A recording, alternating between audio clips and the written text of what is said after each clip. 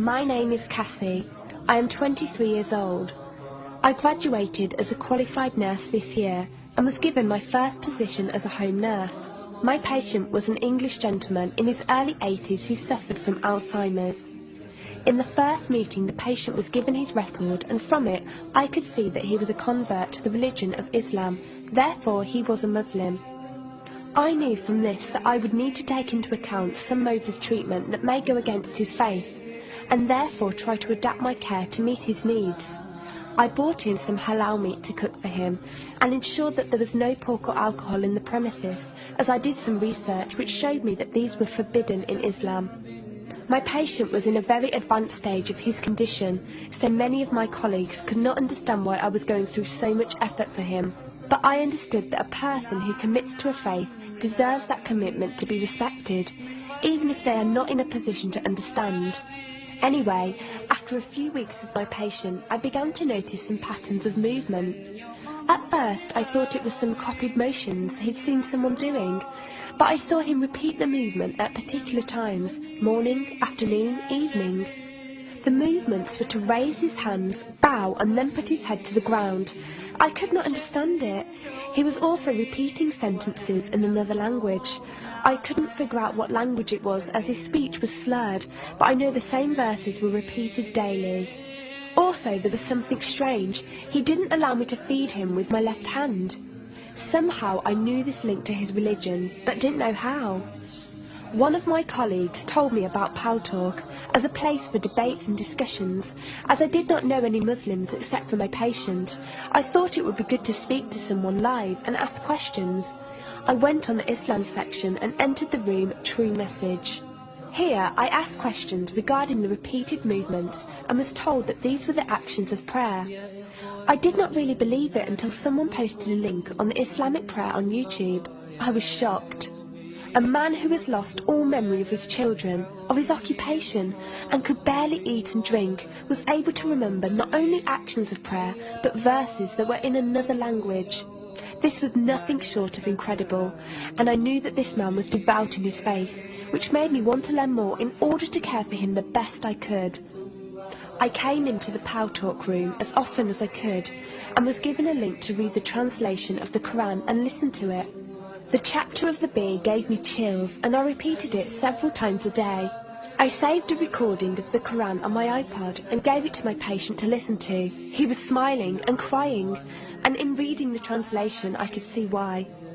I applied what I gained from Talk to care for my patient, but gradually found myself coming to the room to find answers for myself. I never really took the time to look at my life. I never knew my father. My mother died when I was 3. Me and my brother were raised by our grandparents who died 4 years ago, so now it's just the two of us. But despite all this loss, I always thought I was happy, content. It was only after spending time with my patient that I felt like I was missing something. I was missing that sense of peace and tranquility my patient, even through suffering, felt.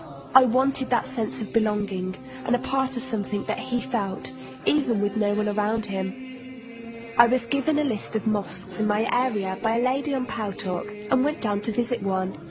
I watched the prayer and could not hold back my tears. I felt drawn to the mosque every day, and the imam and his wife would give me books and tapes to welcome any questions I had. Every question I asked at the mosque and on Talk was answered with such clarity and depth that could do nothing but accept them. I have never practiced a faith, but always believed that there was a God. I just did not know how to worship him.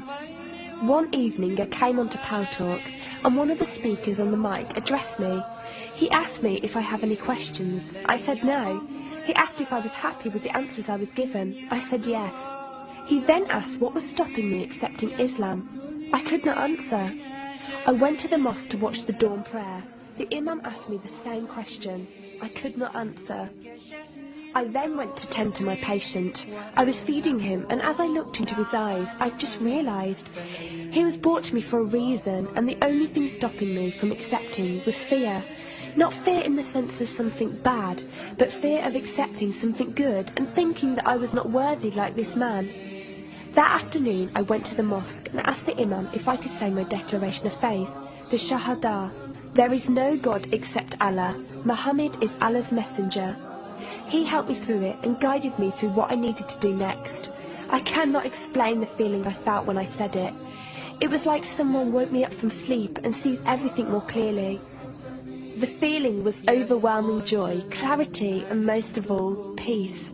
The first person I told was not my brother, but my patient. I went to him, and before I even opened my mouth, he cried and smiled at me. I broke down in front of him. I owed him so much.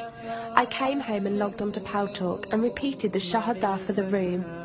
They all helped me so much, and even though I had never seen a single one of them, they felt closer to me than my own brother. I did eventually call my brother to tell him, and although he wasn't happy, he supported me and said he would be there. I couldn't ask for any more. After my first week as a Muslim, my patient passed away in his sleep while I was caring for him. Inna lillahi wa inna ilaihi raji'un.